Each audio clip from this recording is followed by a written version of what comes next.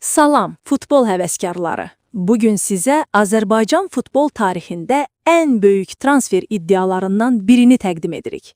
İstanbulun nəhəng klubu Fənərbağça, Qarabağın müdafiəçisi Elvin Cəfərquliyevi heyətinə qatmaq istəyir. İddialara görə 25 yaşlı müdafiəçi üçün 10 milyon avro hazırlandı.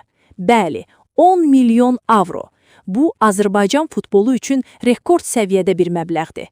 Elvin yalnız Türkiyədə deyil, həm də Fransa və İtaliya klubları tərəfindən izlənilir.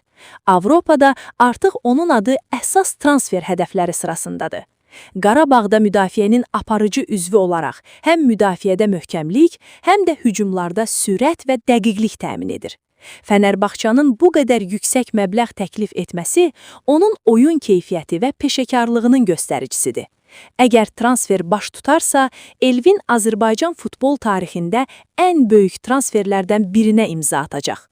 10 milyon avro Azərbaycan futbolçusu üçün nadir və rekord məbləğdir. Bu addım həm Elvinin karyerasını Avropada tanınan ulduz səviyyəsinə qaldıracaq, həm də Azərbaycan futbolçularının beynəlxalq bazarda daha çox diqqət çəkməsinə səbəb olacaq.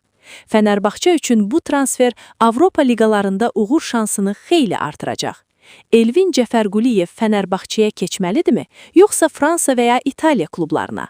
Bu transfer gerçəkləşərsə, Azərbaycan futbolu hansı səviyyəyə qalxar? 10 milyon avro hazırki bazarda ədalətli qiymətdir, yoxsa Elvin daha çoxunu haqq edir? Bu transferin gələcəkdə Azərbaycan futbolçularına necə təsir olacaq? Beləliklə, bu transfer baş tutarsa, Elvin Avropada tanınan ulduz, Azərbaycan futbolunun isə qürur mənbəyi olacaq. Bu, həm gənc futbolçular üçün ilham, həm də Azərbaycan futbolunun beynəlxalq səviyyədə tanınması üçün unikal fürsətdir. Sizcə, bu transfer gerçəkləşəcək, yoxsa yalnız iddia olaraq qalacaq?